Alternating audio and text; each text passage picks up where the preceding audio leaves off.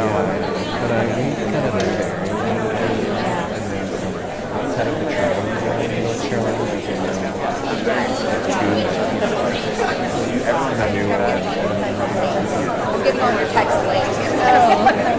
My phone on silent.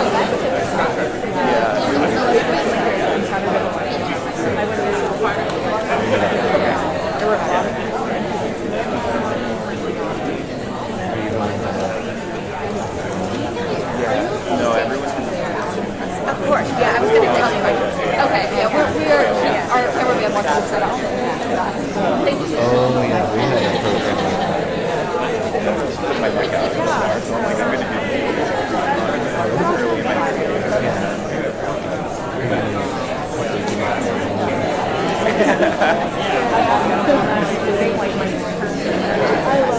It's a great question. It's never watched. No, I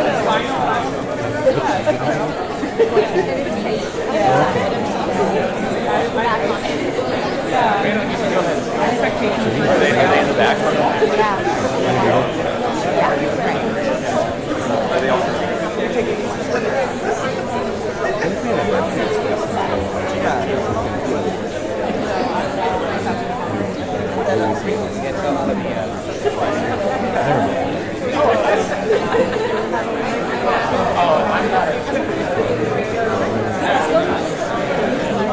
I think they're new, but I can't tell from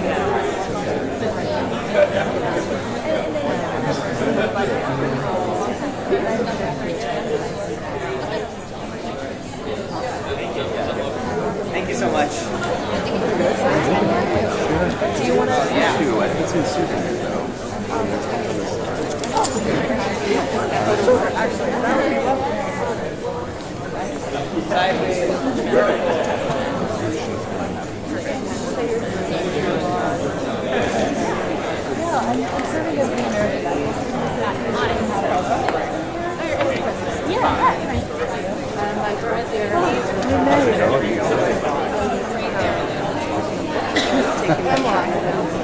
Oh my God! Wow.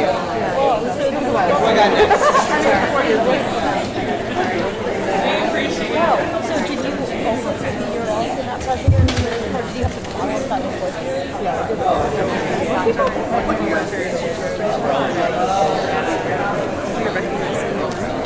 I haven't seen it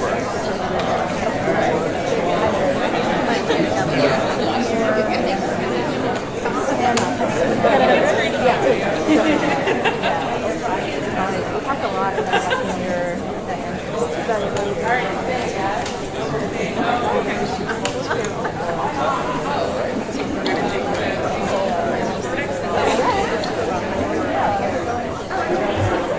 definitely.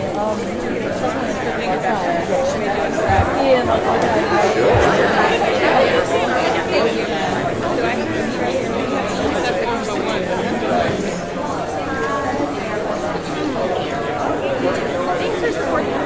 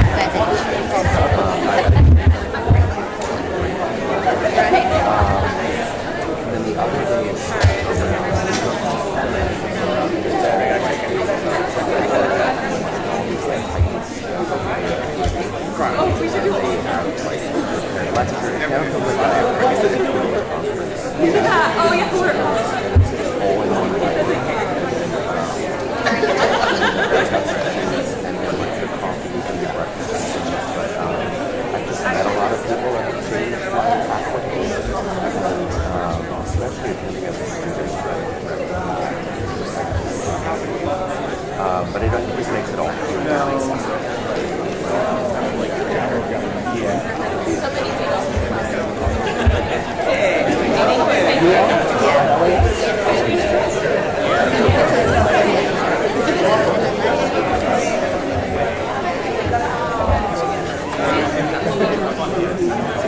but that was I do remember you. You do? Because It was like at the end. Nobody. no, I have a different one because I don't go like on that. Was it the Saturday? No, was it?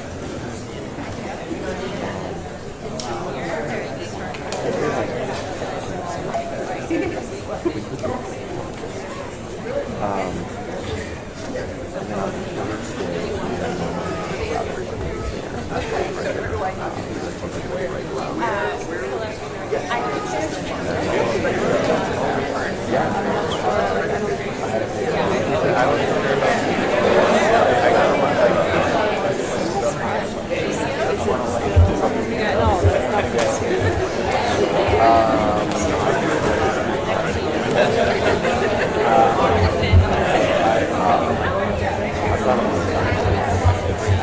I think it's very well. Maybe next year they do that. It's fun that it's in our backyard. All of some of my former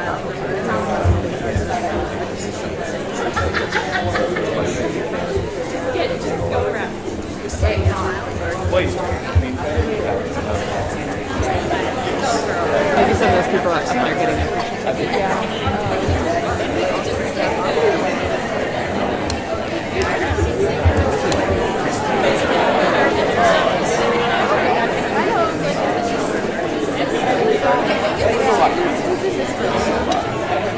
And we had first interview today. Are you joining for the? Are you on the interviews for today? Okay. So I didn't know what you were saying. Yeah, we'll do like our interviews and all the background and stuff, and then we can them, and if you're not again, I'm stepping in for Tammy. I think you had to step in for mine. Oh, really? When I was promoted to PD, I can't interview for. So then I have to keep a degree of separation. But also the PD does the overview before you turn interview and then have to look at it. And I read those slides. Yeah, things of like everything with video, and then Dahlia this video and like how it all. And it's like these clips of like them doing this fun stuff all throughout the scene. And then this is the slide which is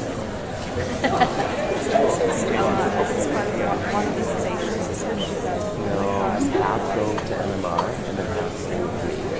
And then they're with me for like an hour. So I do an overview and then encryption and answer questions. And so you're either interviewing and you come to that or you come to that.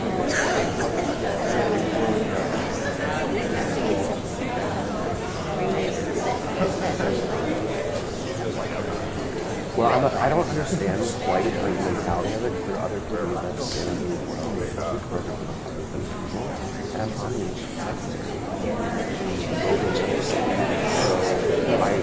the rest of the as an inheritance.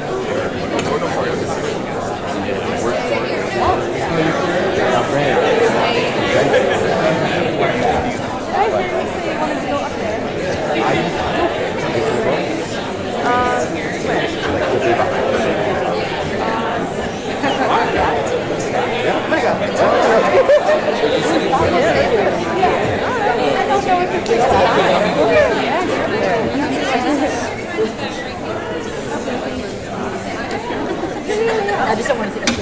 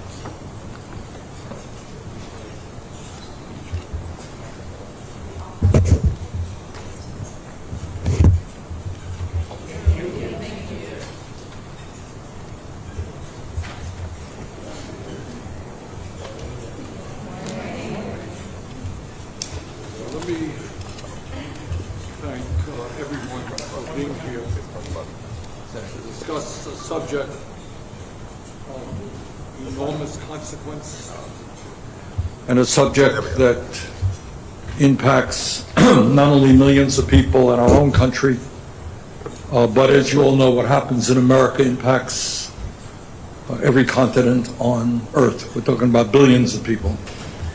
And I'd also like to thank our speakers who will be presenting in a moment.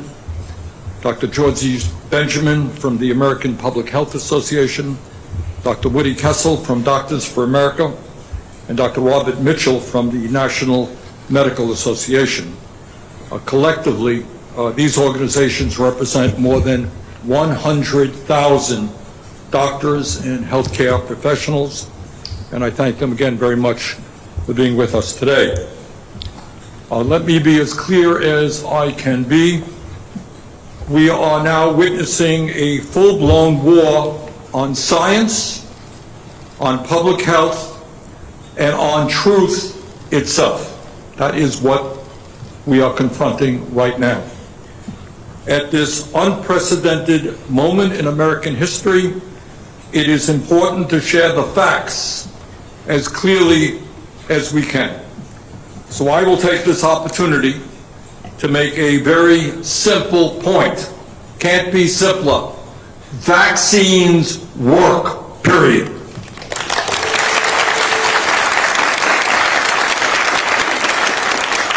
Now, you'll all notice I don't have a white coat on. I'm not a doctor. I confess that I failed biology when I was in college. So don't take my advice on medical issues. Take the advice of doctors and scientists all over our country and all over the world. And in a moment you'll hear from physicians standing with me today about the overwhelming consensus in the medical and scientific community that vaccines are safe and effective. But before we go any further, let me just share 3 facts that I consider to be basic and essential. Number 1, vaccines have saved millions of lives. You know, I know around here on the Capitol we talk about millions and trillions. Millions of lives is a lot of people. That's a lot of moms and dads who don't have to bury their children. According to a study published in The Lancet, over the past 50 years, vaccines have saved the lives of more than 150 million people around the world and cut infant mortality rates by 40%. Fact number 2, vaccines have prevented massive human suffering. It is easy to forget just how bad some of these infectious diseases were before vaccines were made widely available. It's easy to forget that. In the early 1900s, over 6,000 Americans died from the measles each and every year. In 1952, 3,000 people in America died from a polio outbreak, and many more needed leg braces, wheelchairs, and an iron lung to breathe. At the height of the COVID pandemic, we were losing, you know this better than I do, 3,000 people every single day.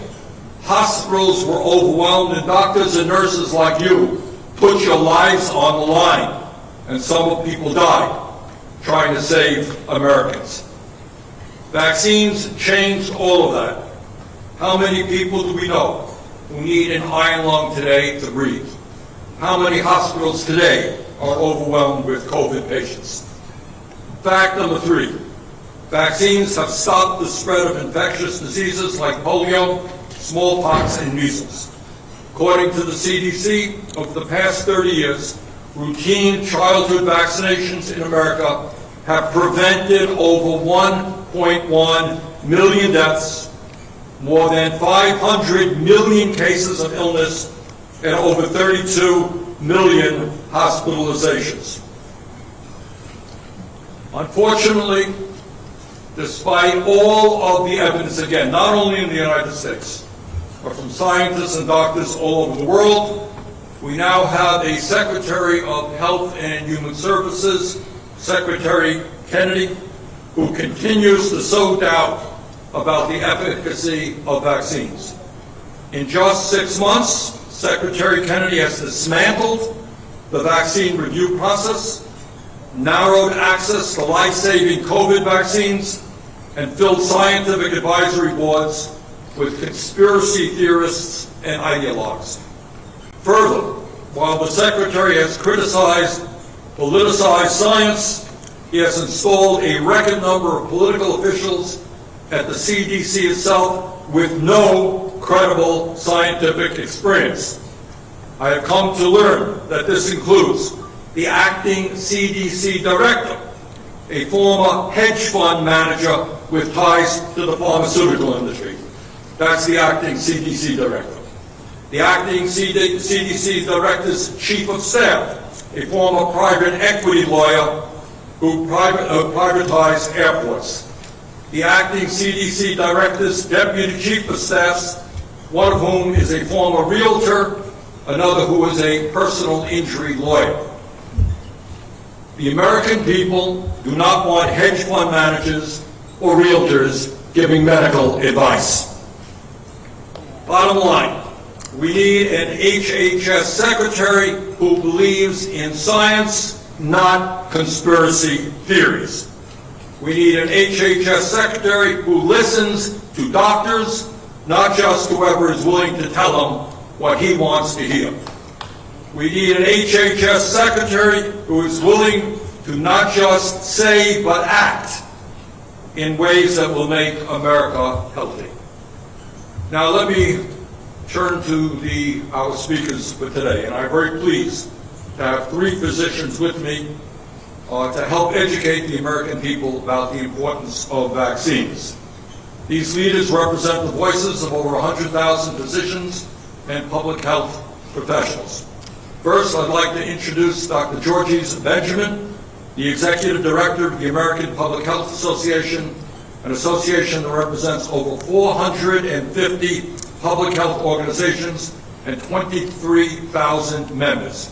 Dr. Benjamin started his career as a military physician and served as Chief of Emergency Medicine at Walter Reed Army's Medical Center. He's also previously served as the Secretary of the Maryland Department of Health. Dr. Benjamin, thanks very much for being with us.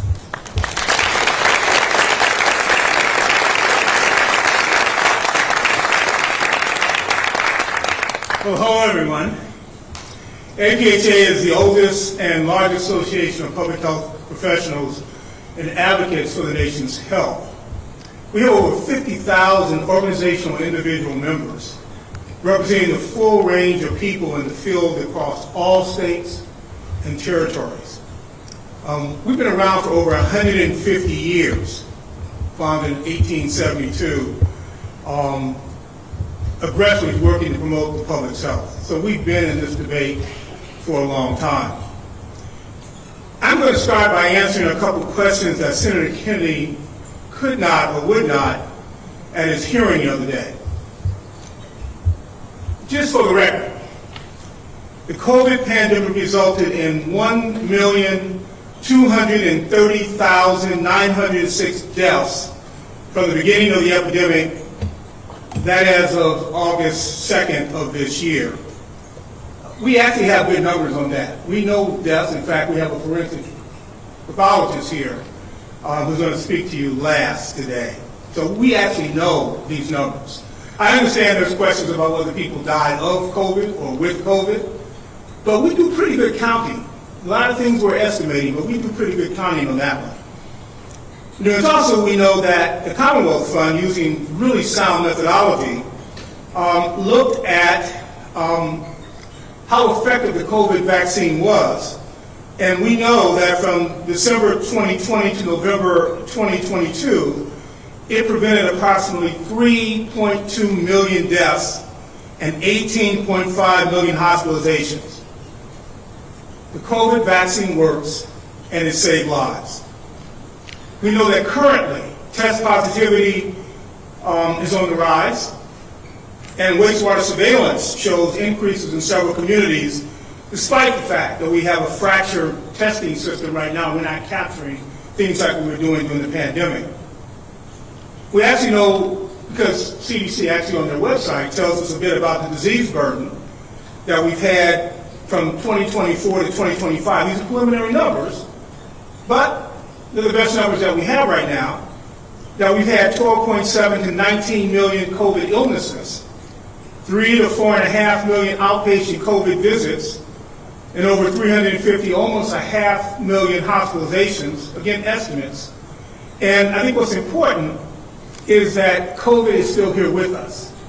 While the pandemic in its global form has moderated some, it's still here.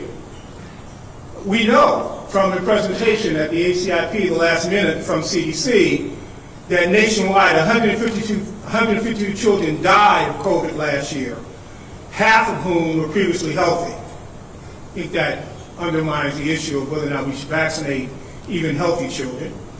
And that most of those kids were unvaccinated, and about a fifth or 20% of those were hospitalized, were admitted to intensive care units. We also know that if you're a woman of childbearing age or pregnant, you're much more likely to get sick from COVID-19 compared to those who are not pregnant. You're more likely to need hospitalization or intensive care or the use of a ventilator or special equipment should you get COVID. And that long COVID is an enormous risk to those patients. Let me just reiterate what the senator said. Vaccines are safe and effective. And by the way, the public agrees with us. There was a recent NBC News Decision desk poll that was done from August 13th to September the 1st of this year, which showed that 78% of the public strongly or somewhat support vaccines. So all this stuff you hear about people being concerned about vaccines, yeah, there's a little bit out there, but the public is with us on this story. Now, so far, this administration has demonstrated they are not being transparent in their decision-making. They have undermined the well-structured processes to ensure vaccines are carefully reviewed to be safe, effective, and accessible. You know, even today there's a story about people who are eligible for Medicare who are having trouble getting their vaccine. Think about that. They have certainly removed qualified members of committees, particularly the ACIP, and have not replaced them with people of the same competency. In addition, there are enormous concerns about the names that are being floated around and the proper vetting of these individuals or the credentials for infectious diseases. So the goal of the FDA and the CDC is to make sure that the public's health is protected, and I think they're failing at that. Secretary Kenny has overseen the largest destruction of the nation's public health system in American history. We reject the destruction of these efforts.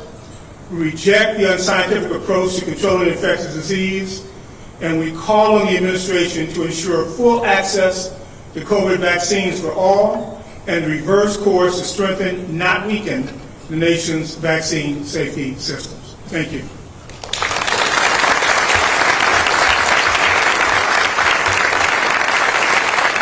Thank you, Dr. Benjamin.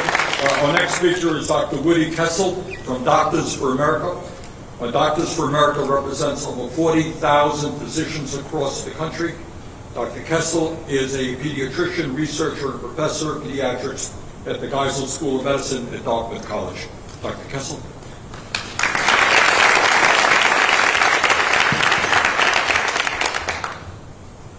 Thank you, Senator Sanders, and thank you particularly for being an incredible advocate for our children, for America's children. I'm happy to be here with my colleagues, not because of the issue, but because of all of you standing for something that's critically important that has saved lives.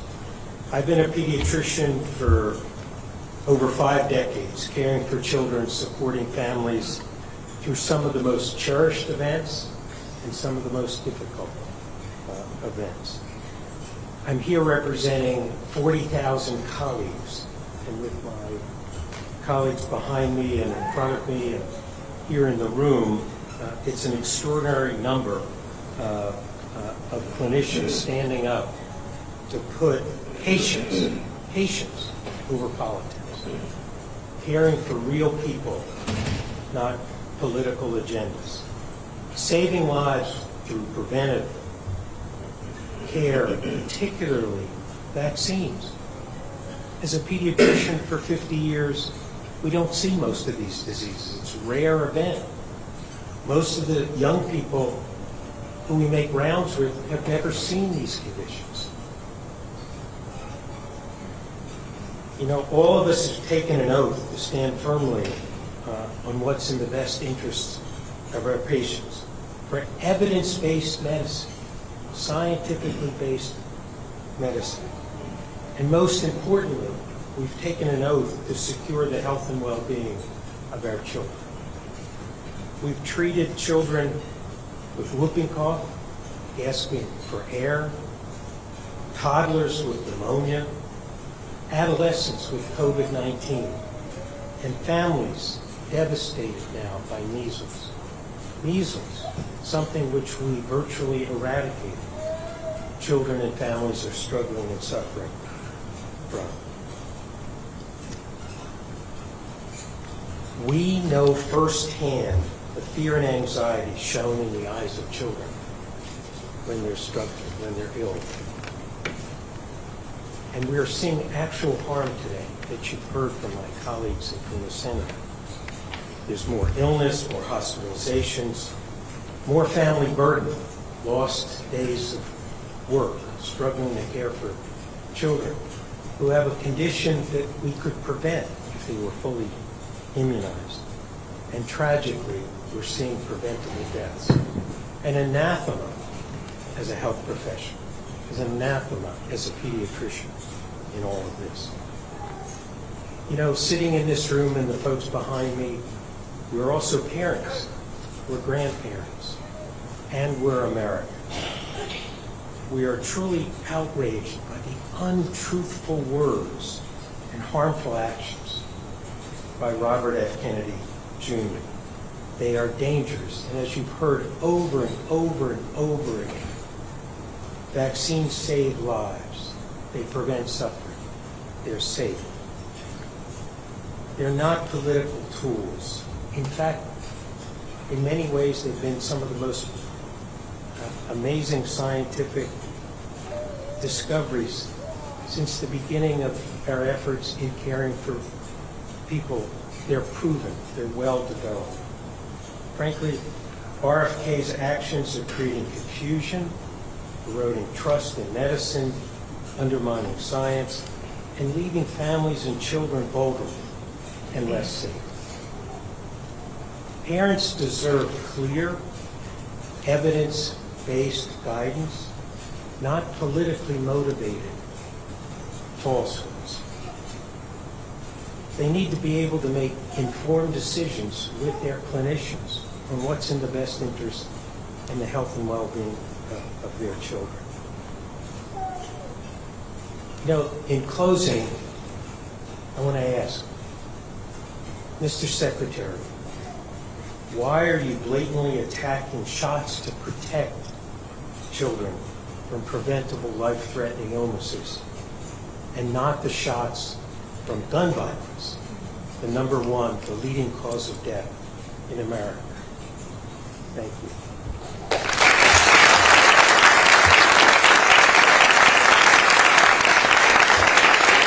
Thank you very much, Dr. Mitchell. And now I'd like to introduce Dr. Roger Mitchell, President of the National Medical Association, the largest and oldest organization representing black physicians with over 50,000 members around the country. Dr. Mitchell is a national leader in the field of forensic pathology and the president of Howard University Hospital. Thanks very much.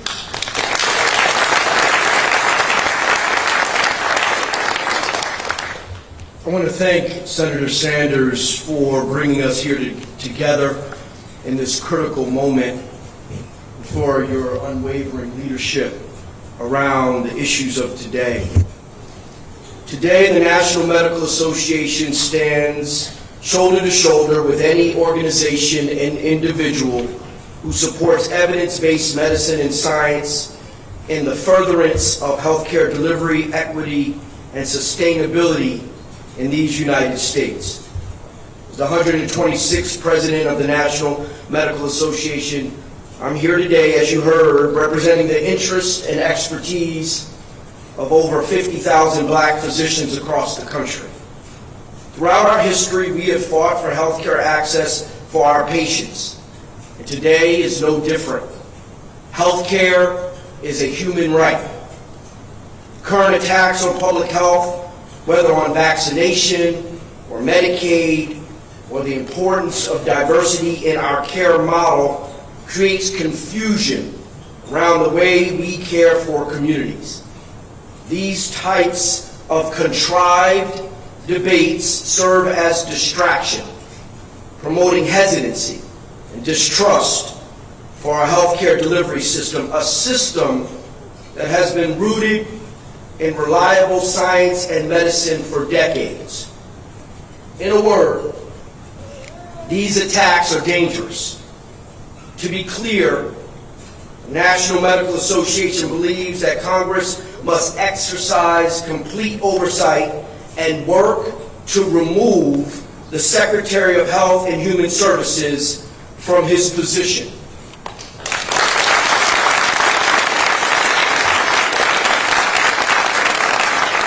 The scientific and physician communities have lost confidence in this department's leadership to provide what is necessary to inform, care, and protect our communities.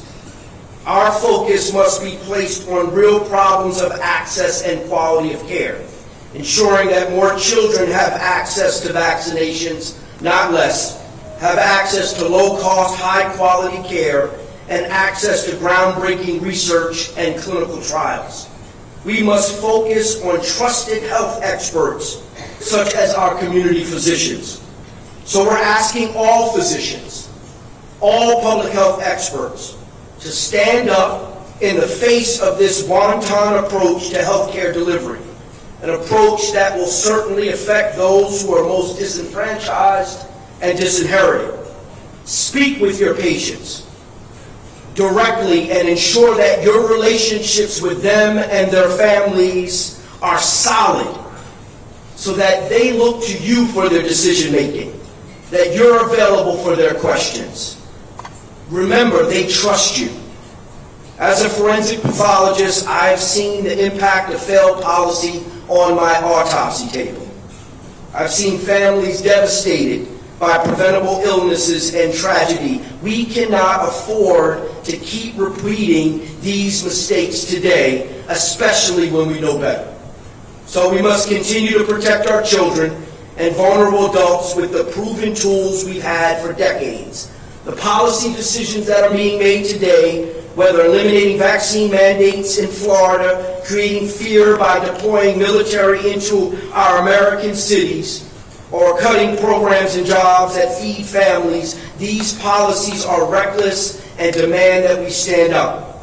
And so lastly, we need to stand here today with Senator Sanders to call for sensible solutions, whether it be reinvestment in value-based care as methods for decreasing healthcare costs, focus on increasing healthcare access for communities at most need, investing in applications of emerging AI technologies for healthcare delivery, or the reinstatement of diversity requirements for medical education and graduate medical education. We need this now.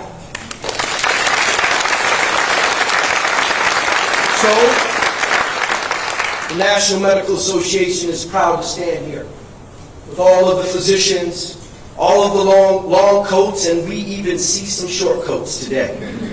Learning what policy is really about, learning what advocacy is about. So thank you again, and now it's time to do some work.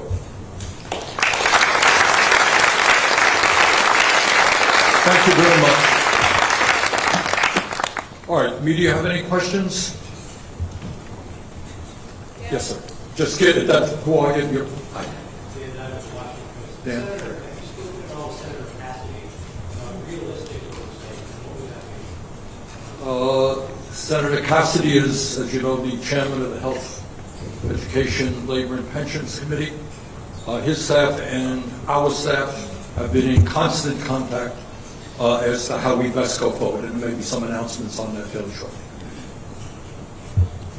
Yes.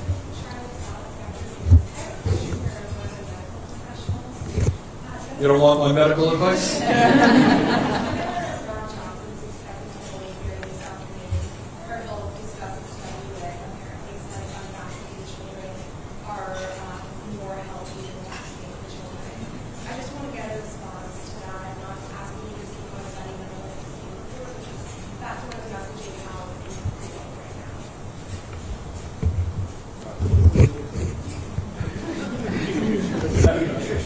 I'd love to see that study. I don't understand the premise of that, but certainly, look, healthy children is the goal. Preventing disease is indeed the goal.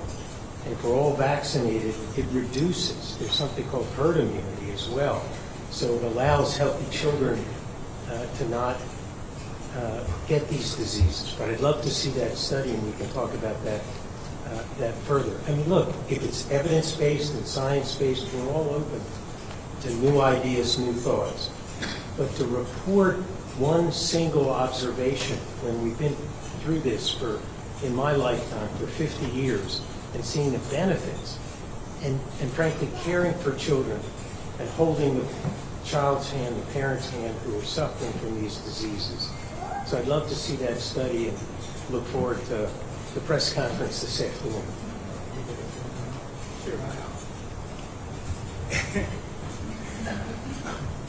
We know how to ensure kids are healthy. This is not rocket science. Nurturing environment, access to food security, making sure they get early and comprehensive care throughout their lifespan, making sure they're adequately protected, which includes making sure they get vaccinated for vaccine-preventable diseases, that they don't have access to firearms, the leading cause of death for our kids, that they are free of other hazards, which, by the way, we do all the time. We pull products off the market because kids might choke or they might trip. And we do that because we have a record of identifying threats, assessing them, fixing those threats so that we prevent kids from getting them. So if they're having a hearing this afternoon and they're focused on one thing, I'm all for debate and science and looking at the evidence.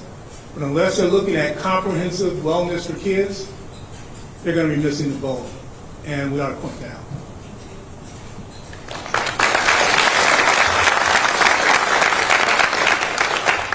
Any other media questions? Any physicians here want to jump up and say a few words? We appreciate not only your being here today, more importantly, the work you guys are doing every day. This is, as I think you've heard, we have a broken healthcare system. I know how hard you guys are trying to help your patients. All right, look, we got a struggle on our hands, I think, as you've heard. The American people trust their doctors, they trust their nurses, more than they trust ideologues and conspiracy theorists. But we're taking on some very powerful people who have a very large bully pulpit. But let's go forward and let's protect America's children. Thank you all very much.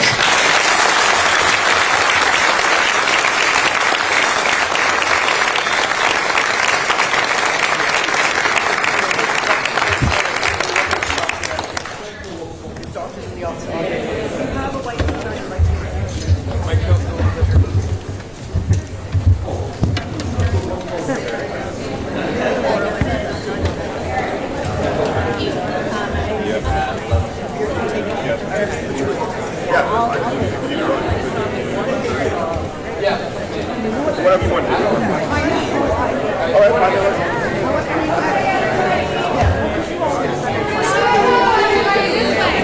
Right here, everyone.